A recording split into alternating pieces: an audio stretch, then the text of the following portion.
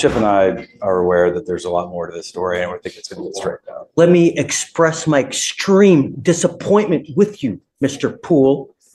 You are on bond for an evading arrest, a criminal mischief. You've picked up an aggravated assault of a family member and now a terroristic threat.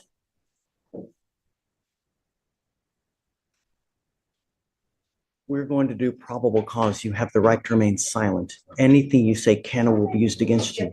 You have the right to have an attorney. Shh. You have the right to have an attorney present. If you cannot afford one, one will be appointed to you, sir. Yes, Judge. The defendant is the complainant's ex-boyfriend. During a walk-in report, the complainant told the officers that her and the defendant had an on and off dating relationship since the 8th grade, but they broke up in June 2024. In September, the defendant told the complainant, "Stop talking all that mess before I come to your house and fucking shoot you." The complainant told the officers that right after the incident, the defendant sent her in his lap. The complainant stated the defendant also told one of the complainant's friends that he was going to shoot the complainant. So what? Tell me about the ag assault. What happened there? Your Honor, in the ag assault, one moment. In the criminal mischief, is it with the same complaining witness as well? The criminal mischief's from a prior event where we had experimented trying a drug and kind of got crazy and broke stuff with it. Yes, Your Honor. And then for the aggravated Completely assault, unrelated. it says the complainant and her friends went to a party, and at the party, they saw the defendant trying to get in, but was ultimately turned away. Many people were there already. While walking, the complainant ignored the defendant, and the defendant stated, "Are you going to apologize?" And the complainant kept walking. The defendant began cussing at the complainant and said, "I got it on me." And the defendant said the complainant said at that time, the defendant got a pistol from his ankle and pointed it at her. And then witnesses corroborated the complainant's statement.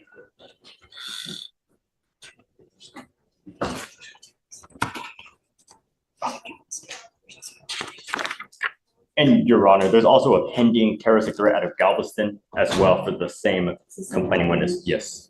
Did you know about this? I did not know about that. Do you have an open case in Galveston as well? I think, Mr. Poole, that you are a complete and utter danger to our society. And I'm going to do everything in my power to protect Harris County from anyone that does any kind of damage whatsoever. I am now revoking your bonds on both of your other cases. Goes with you. I'm sorry. As much as I love you, it's unacceptable the way things have been going. And I think that you don't get the message. And now I hope you do.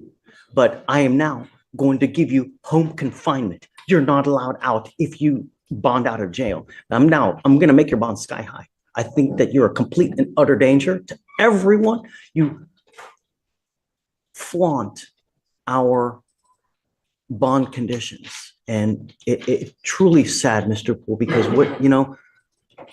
you have but one life. And when you have a gun and when you start using that, God forbid that you do some irreparable damage, that you dig yourself into a hole where you're looking at 50 to 60 years in prison, perhaps life.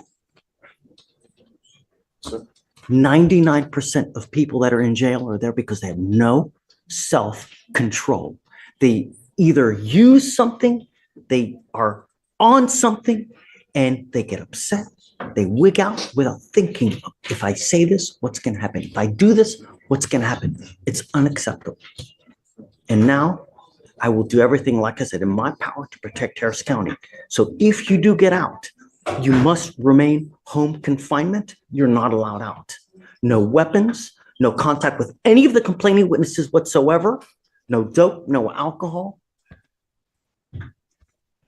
Anything else? I mean, what does he do? He's a student, Judge. He's a high school student. So I don't know what to tell you, man. I mean,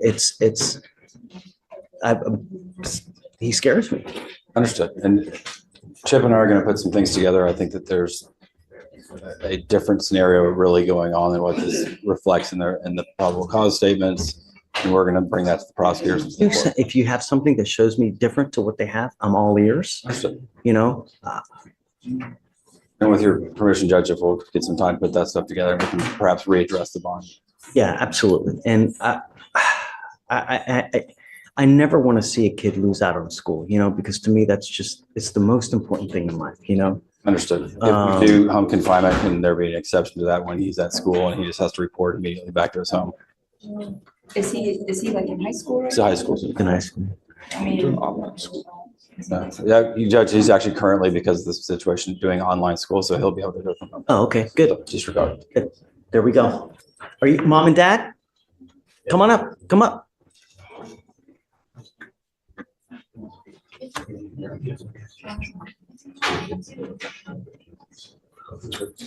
Come over close.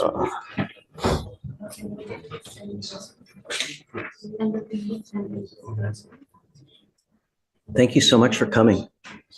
Shh. It's out of control. I don't know what else to do. But it seems that when he's out in public and he's out, you know, partying, as they say, there's a wake of trouble. Did you guys know that he has a case in Galveston as well? No, Your Honor, this is the first time I've heard of that. Is it currently open? It's currently open, Your Honor. Something that the lawyers are also unaware of as well, you know? We think it's all one event that happened over a few hours. We don't know. But it's not though. It's not. He's, you know, 12 in December of 23, you know, we have a criminal mischief and evading arrest. Now, a couple months later, we've got Galveston. It's not. And I think that we need to really give him a wake-up call before he really does irreparable damage, you know? If I could just clarify, the two events here in Harris and the one event in Galveston, we think that was all in the one series of events that happened between football games and a party on a hotel. We need to figure out what's going on, you know, to figure out why it's continuing to happen. And, you know, I want what's best for your son. I really do. And I will help you in any way that I can.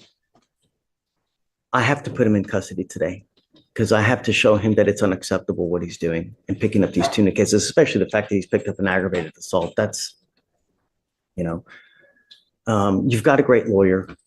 We'll be here to figure it out with you. And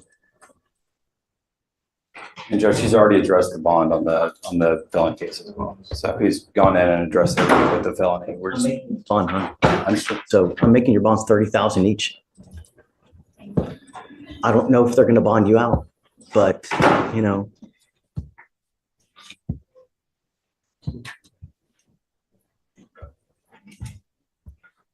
If you do get out, you better be on your best behavior, and you are not to go anywhere.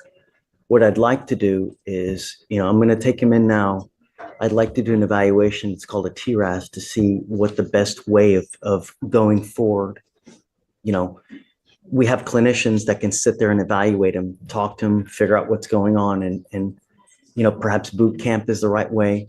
Perhaps, you know, we have these other things that we have at our disposal to see how we go forward. Because I just don't know. I don't know what's going on in his life. I don't know what he's doing, what he's taking, you know. We did already as part of the PTI, and they do want to increase him to what? Say it again. They want to increase his level of supervision to YMAX. Who say that? The felony court? No, misdemeanor, but this is a part of the PTI. He's already completed the TRS this year, so because of the new law violations and how famous they kind of are, they want him to do YMAX. Did you hear that? I did. Judge, again, I think that these probable cause statements are giving a skewed picture of what's So really that's going right. Let's not put the cart ahead of the horse. We'll give you time. And then if you see something different, just come back and let me know. Okay. Do you have any questions? No. If you need anything, always come back. We're here. We'll help you out in any way that we can. And you know, sometimes some kids are harder to reach, but we'll do everything on our power to reach them one way or the other. So we got you. Okay. We'll take care of the other. Okay. All right. He goes with you. Oh yeah. I'm going to do a mow up. So hold on, Stephen, hold on. Mr. Poole, I'm entering in what's called the magistrate's order for emergency protection that identifies SM as a protected individual. You're not to commit family violence or an assault against this person, commit an act in furtherance of an offense under section 42.072 of the Texas Penal Code, which is the stalking statute. You cannot threaten, harass, use another person to communicate a threat or harassing behavior. You cannot be in possession of a weapon or go within 200 feet of where this person works. If you violate this court order, the state can and will file a violation protective order, and you violate those conditions, I can have a hearing to hold you at no bond. Zero bond, and I will do it in a heartbeat to protect every person of Harris County. Do you understand, Mr. Poole? Okay, all right, we'll have him sign it, and then.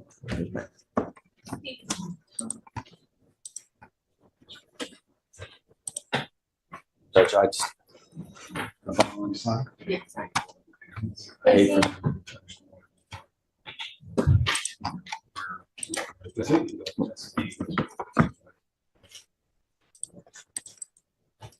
Do you know that they are 100 for going? on to him. Do you know that they're 100% going to? What do you want? I don't know. I understand the benefit of expressing the gravity to him of having him go into custody and have to bond out, get processed through the jail, spend the night in jail.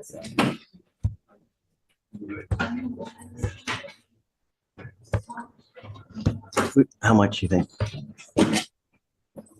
That I'm not gonna do. I think that's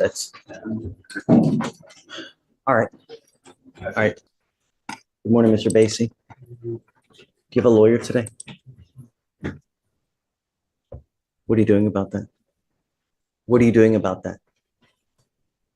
Like the first time I came, I tried to get your attention, but you was already talking to somebody to let you know that I ain't got that type of money for a lawyer. Did you talk to any lawyers? I tried, but they all like five. I ain't got that type of money. How many lawyers did you talk to? I called a few of them. A few. A few is two. Several is three. Couples two. Several is three. How many did you talk to? What do you do for a living? I was working. So what are you doing now? You're not still not, are you working now? Why not? When is the last time you've had a full-time job? You've never had a full-time job? The job I had paid on the table. You were doing what? They paid under the table. How old are you? 34. You're 34 and you've never had a full-time job? Did you graduate from high school? So what are you planning on doing with the rest of your life, Mr. Basie? And why do the people of Harris County get to pay for a lawyer for you when you do nothing all day? How is that fair? Why do I have to pay for your lawyer?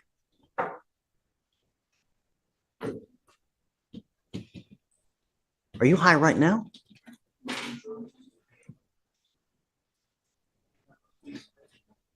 So tell me, how is it fair that you get to sit at home, play Xbox all day, and everybody here gets to pay for your lawyer? Why is that fair? So what do you do all day, every day?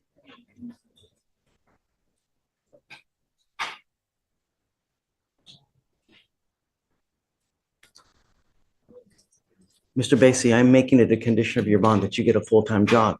And I'm going to bring you back in 2 weeks, and I want to see what you have done to get a job. If you've done nothing, it's not going to go well. But I don't understand why the people of Harris County get to pay for a lawyer for you when you do nothing all day. It's not cool. And let me tell you something else, Mr. Basie. Life will go by like this. And if you have no income, if you have no education, you're going to be 65, 7-year-old, not without a dime to your pocket, begging to get money just for McDonald's, just to get Burger King. You have this aura of arrogance, of like, yeah, this unfounded sense of entitlement when you've never had a full-time job.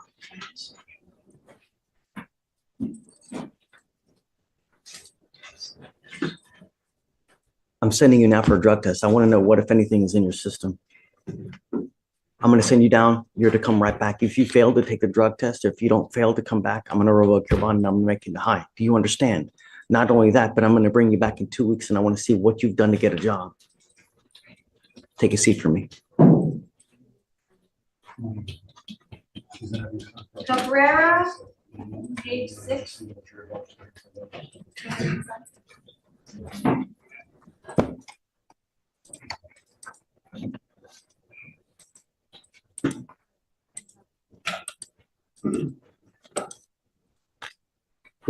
Oh, Cabrera, page 6. Good morning, Mr. Cabrera. Do you have a lawyer today? Sir, Tell me what you're doing about that. I talked to some lawyers, and due to the stipulations of the bond, I had to move out of the house that I was living in because I was right next door to the complainant. I moved into a halfway house, lost my job, ran through the rest of my money, paying $225 a week. I'm looking for a job, and right now I'm living in the streets. When is the last time you've had a job? A month, Doing what? landscaping. What'd you stop? I got fired. For what? It's a landscaping job. How can you get fired for landscape? I don't know Spanish, and man, it's a big old deal. You have a prior theft, possession of marijuana, delivery, burglary of a motor vehicle, burglary of a motor vehicle, burglary of a motor vehicle, delivery, theft, PCS, trespass, unauthorized use, theft, assault, and now this. How many court-appointed lawyers have you had on all of those cases, Mr. Cabrera? Too many. Have you had a court-appointed lawyer on every single one of those cases? It's time for you to get a job. I'm now making that a condition of your bond. You need to get a job. Nothing is beneath you. It doesn't matter if it's working at a fast food place. A job is a job and you need one. And I'm now making that a condition of your bond. And I'm going to bring you back in 2 weeks to see what you have done to get a job. And if you've done nothing, life will not be going well for you. Do you understand? And me. But it's time for you to do something worthwhile in this life. Why don't you go to a trade school? Why don't you learn a habit like welding, pipe fitting, doing something where you can really earn a living instead of being on the street doing nothing? I have a mental disability. It interferes with my work. I've had over 40, 50 jobs since I was 17. Here's what we're going to do. Job over. Here's what we're going to do, Mr. Cabrera. Can you give him a flyer to the Fresh Start thing, please? And then we're going to give one of those to Mr. Basie as well. We have a Fresh Start program that is on November 4th, where there are going to be employers there looking for people to give jobs. I want you to go to this thing, and I'm going to be there too. And we're going to see about what they can do, because they're going to be hopefully handing jobs out left and right. You need to be to this thing. Do you understand?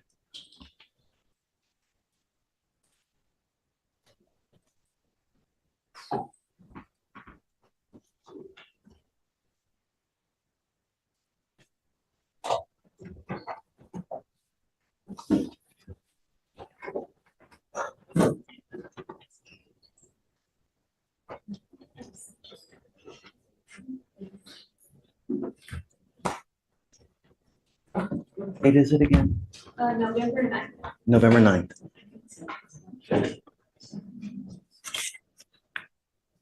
You know, what we need to do is we need to now make a list, because this is probably like the 4th or 5th person that we've told to come to this Fresh Start. So, and I don't want to forget who it is. So let's.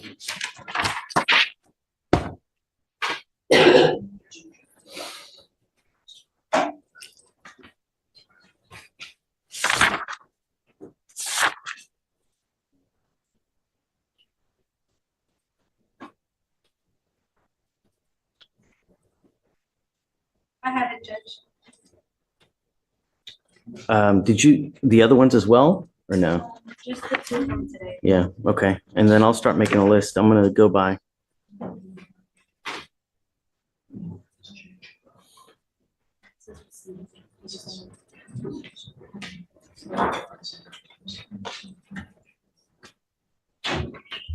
Here's the other thing I'm gonna do, Mr. Cabrera. I'm gonna send you for a drug test because I want to know what, if anything, is in your system. Good. If you are, that'll make me very, very happy. But otherwise, I'll have you fill out an application. I'm gonna send you now for a drug test. And then I'm going to send you now for a drug test. You're to come right back. If you fail to take the drug test, if you fail to come back, it's not gonna go well. Do you understand? Sorry, I'm dirty right now. Take a seat. We're gonna see.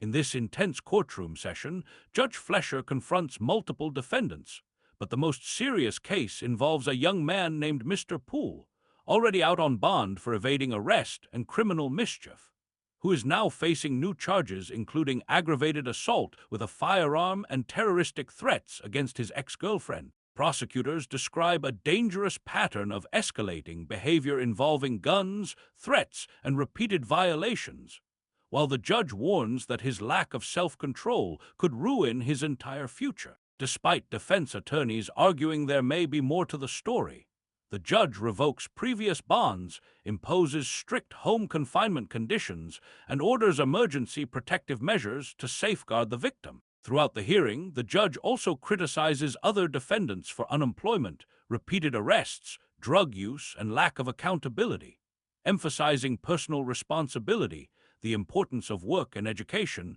and the need to change direction before their lives spiral further into crime and jail time.